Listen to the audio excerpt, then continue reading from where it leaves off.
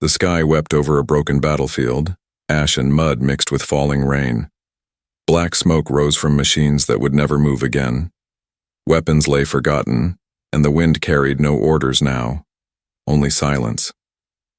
The war was over, and in the middle of that silence stood Captain Eli Vance, a human medic with a torn coat and a scar down his jaw. He didn't hold a gun, only an umbrella. Across from him knelt a woman, Kari. She was alien, tall, silver-skinned, with sharp black markings on her arms and bright golden eyes that had once struck fear into human soldiers. Now those eyes were full of tears. He had found her in the ruins, curled beside a fallen tree, wounded but alive. She had saved him during the last battle, pulled him behind cover when his unit was hit. No one saw. No one cared. But he remembered. He never forgot. Today he had come back for her, not to repay a debt, but to give her something else. Kari didn't understand at first. She blinked through the rain as he knelt in front of her, holding something in his hand.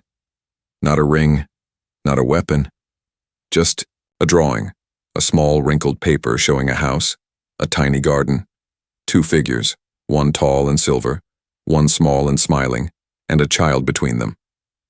Eli smiled. "I want to start a family with you."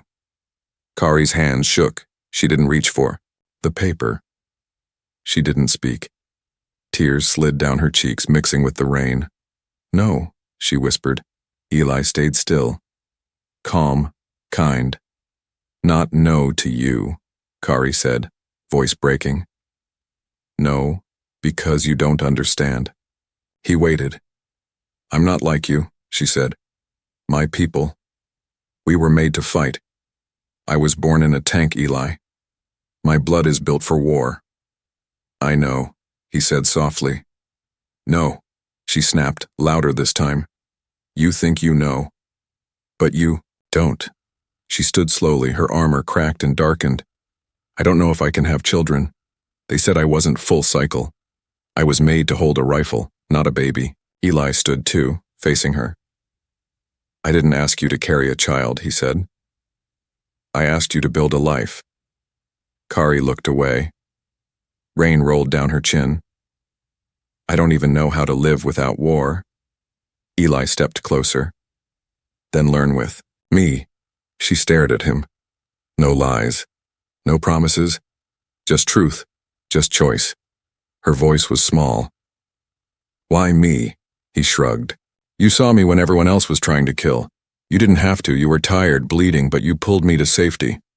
Kari said nothing. "You were brave when no one was watching," he said. "And now, I want to watch you be anything you want to be." The wind blew harder. The storm rumbled above. But she didn't feel cold anymore. Her hands lowered slowly to take the paper. The drawing was messy, but real, made with hope.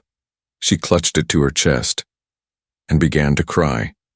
Not like a soldier, like someone who had never been offered anything soft in her life.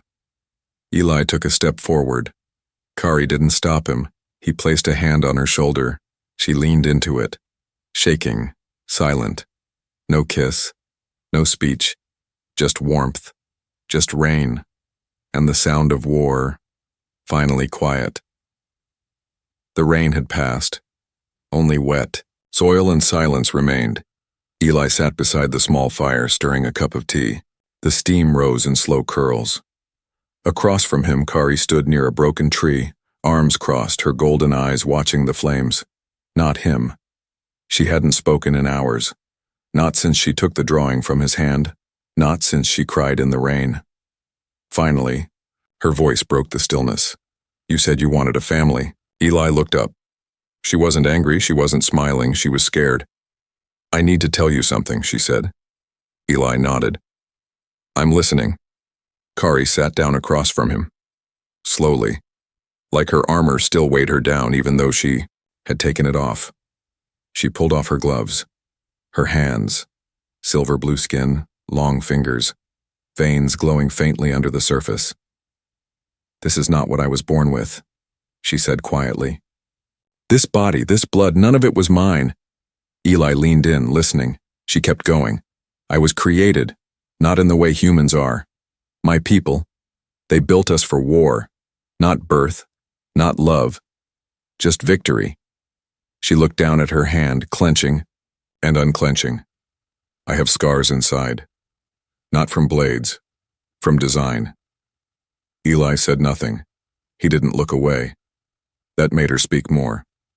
I was trained to march, to fight, to kill, never to hold a child, never to dream, never to be soft. Her voice dropped lower. I don't know if I can carry life inside me. My blood was changed. My womb may be nothing but ash. Eli placed his cup down, slowly, deliberately. He looked her in the eyes and said, "So what?" Kari blinked. "I'm serious," he said. "So what if you can't? I didn't ask you for a child. I asked you for something harder. What could be harder than creating life?" He smiled gently. Protecting it. Nurturing it. Choosing to stay when everything inside you says run. Kari didn't speak. "You already saved mine," Eli added. "You already gave me a reason to believe something better was possible." She looked away. Her voice cracked. "They called us shells. Empty. Disposable. You're not empty." She swallowed hard. "I feel like I'm still at war. Even now. I wake up and reach for a weapon before I remember there's peace." Eli leaned forward. "And yet, you're still here." He paused. "That's not weakness, Kari. That's strength." She stared at the fire. Tears welled again, but she didn't let them fall. Instead, she asked, "If I never gave you a child, would you still stay?" Eli didn't even blink. "I'd stay even if we never built anything but a garden and a quiet morning together." She let out a breath. Not relief, but release. Something inside her unclenched. For the first time, Kari reached out. She placed her hand, cold and trembling, into his. He closed his fingers around hers. Firm, warm, no fear. They sat in silence. No promises. Just truth. No plans. Just the beginning of trust. And as the fire crackled beside them, Kari whispered, "Maybe I wasn't made to hold life, but I want to hold yours." The shuttle door opened with a soft hiss. Wind carried the smell of wild grass, wet soil, and something ancient. Peace. Kari stood at the edge of the ramp, unmoving. The sun bathed her silver skin in gold, and still, she didn't take a step. Eli walked beside her, squinting into the green valley below. It was quiet. No walls, no guards.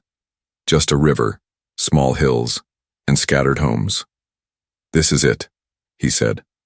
"Our new start." Kari whispered. "It's too open." "That's the point." They walked slowly, hand in hand, toward a small cabin near the water. It had been empty for months, left behind by someone who no longer needed escape. Now, it was theirs. Inside, the walls were bare wood. No power, no furniture, just 4 walls, a roof, and space for silence. Kari touched the wall with her palm. "No alarms," she said. "No scanners," Eli replied. She turned to him. "It feels vulnerable." He smiled. "It feels like home." That night, they lit candles and sat on the floor. Eli shared rations. Kari cleaned the floor by hand. There were no machines to speak for them. No orders to follow. No mission. Just the sound of rain on the roof and breathing that didn't need to be quiet anymore. In the morning, they met the neighbors. Some human, some alien. All tired, all cautious. They stared at Kari. Some greeted Eli. Few greeted her. One whispered to another, "She's from the other side." Another murmured, "Why is he with that?" Kari heard every word, but said nothing. Later, she sat near the river, watching birds drink. Eli brought her a seed packet. "Want? To grow something?" She looked at the tiny green grains in his hand. She had never planted anything. She had only destroyed. But still, she took one, held it gently, like it might break if she breathed too hard. They cleared space behind the cabin, broke hard dirt with old tools. Kari planted in silence, not knowing if anything would grow, but hoping. That was new. A week passed, then two. They worked, they laughed sometimes, they shared old stories. She told him about her childhood, what little of it she remembered. He told her about Earth before the wars, the smell of apple trees, the feel of snow. She had never seen snow, but she wanted to. Then, one morning, something changed. A note nailed to their door, written in block letters. "You don't belong here." Underneath it, a symbol from the war. One Kari knew too well. One she used to wear. She stared at it for a long time, didn't speak, just tore it down and burned it. Eli found her by the river later. Her hands were stained with ash. Her voice was quiet. "They don't want me here," Eli replied. "I do. That's not enough. It's a start." He knelt beside her, took her hands in his. "You once told me you weren't made to build anything, but you were wrong." She looked at him. "I saw what you planted," he said. "Not just seeds, hope." Kari looked at the dirt behind their cabin.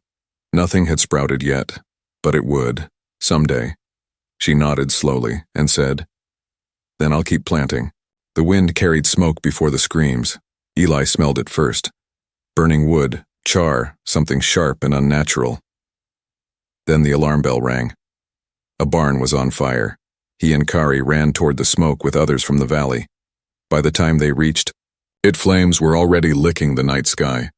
Villagers tossed buckets of water. Children cried. A cow kicked at its stall, trapped behind a half-collapsed wall. Kari didn't wait.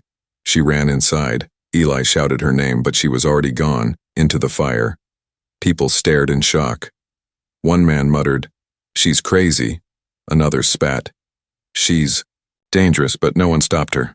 No one followed. Inside the barn, the heat hit like a wall. Kari's skin burned.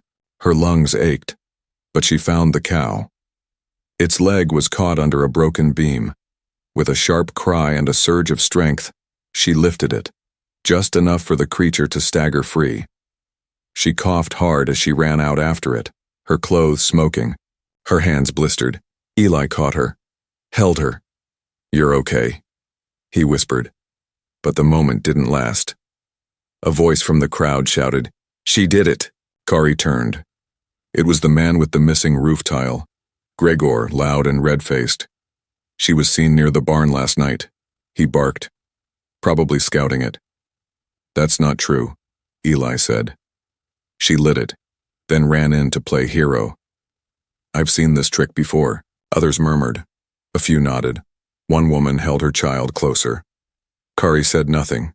She didn't argue, didn't beg, just stared at the fire and remembered all the times she had been blamed before. Eli stepped forward. "She didn't set that fire. You don't know that." "I know her." "Do you?" Gregor snapped. "You've known her for weeks. We've known war for years." Eli's voice sharpened. "And who pulled the child out of the crater 3 months ago?" "Kari." "Who rebuilt your roof last cycle?" "Kari." "Who planted a garden on soil everyone else gave up on?" Silence. Ash fell like snow. Kari turned to leave. But, just then, a new voice spoke. Small. Clear. The baker's wife. "Lara. She saved my son." All eyes turned. Lara stepped forward, holding her child close.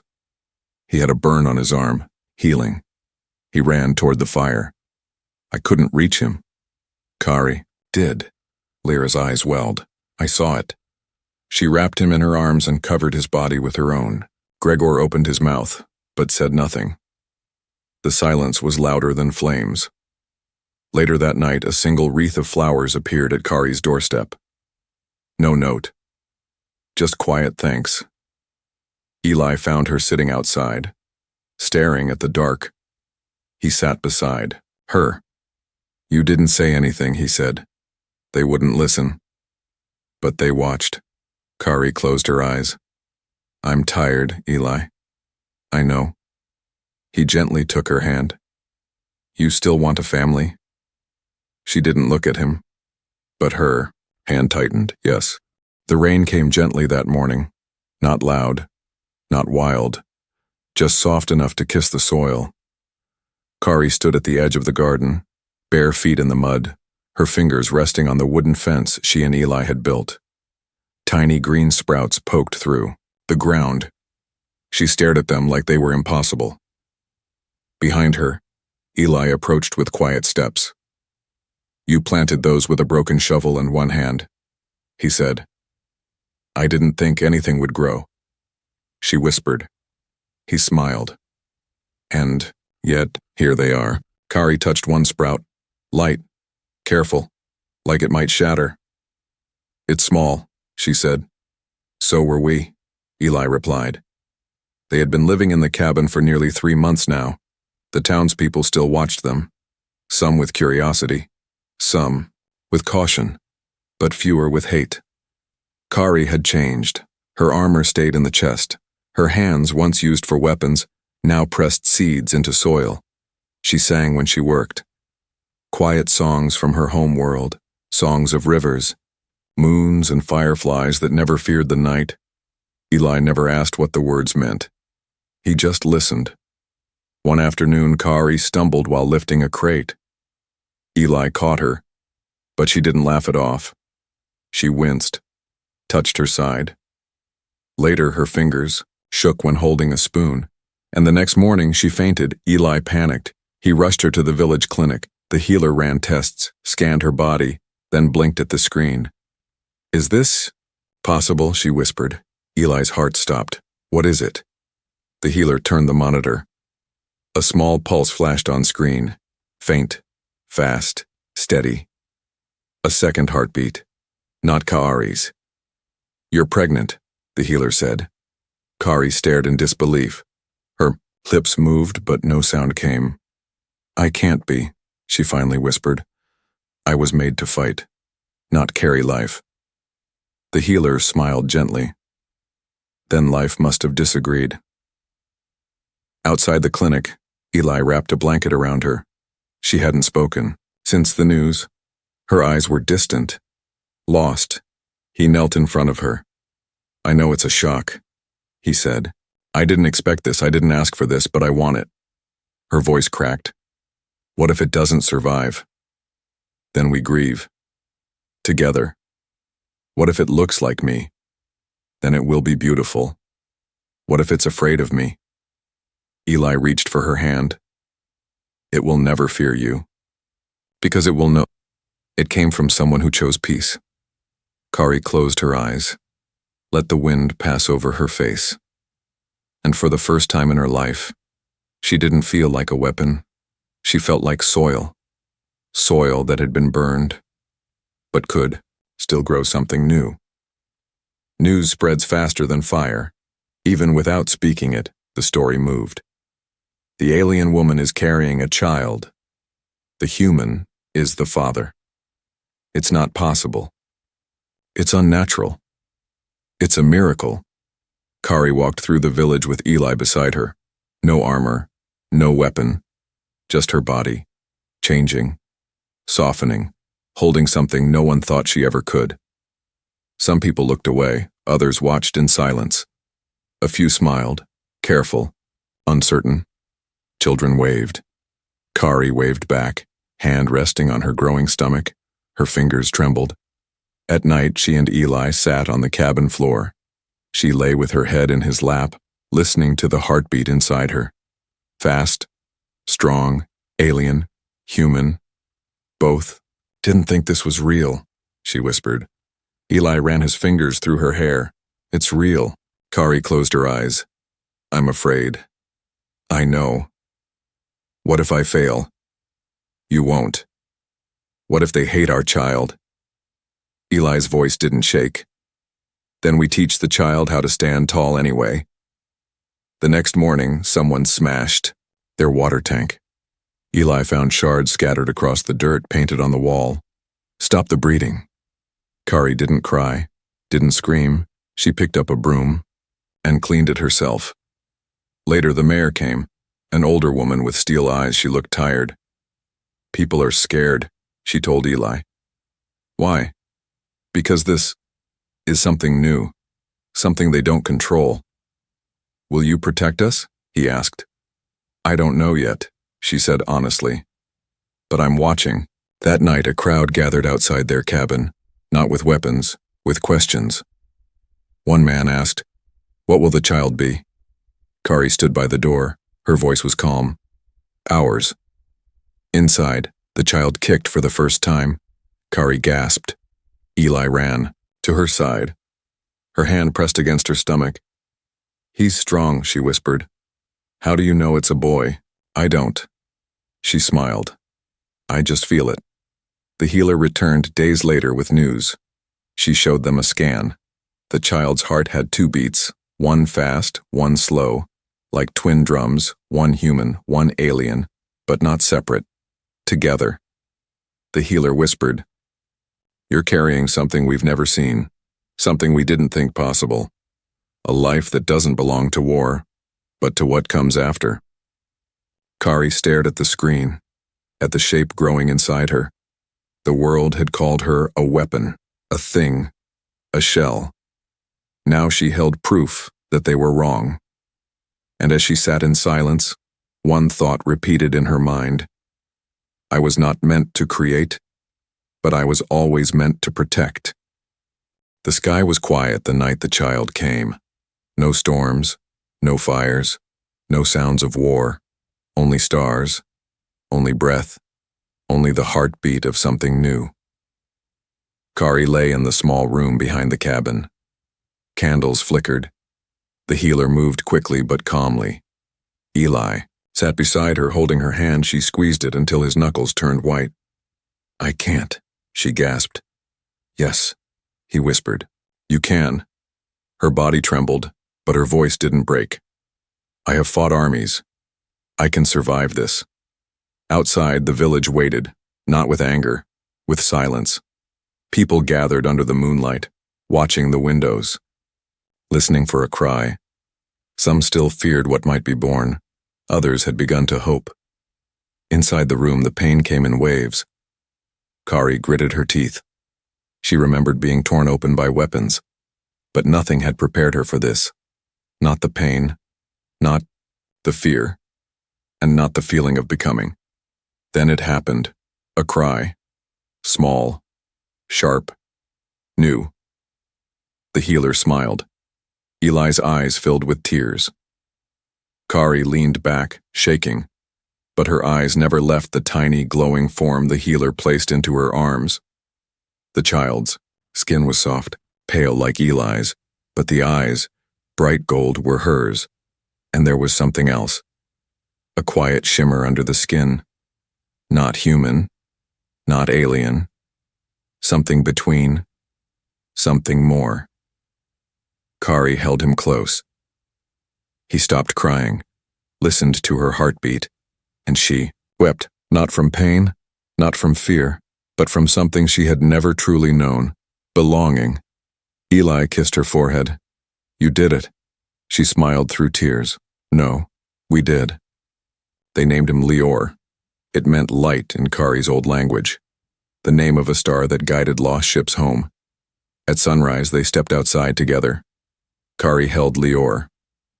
Eli stood beside her. The village stood still, watching, waiting. The mayor stepped forward. No speech, no judgment, only one question. What is he? Kari looked down at her son, then up at them, and answered, He is the future. A child born from 2 sides that once bled. A child with no army, no war, no fear. Only a name, only a home, only love. She had been built for war but gave birth to peace.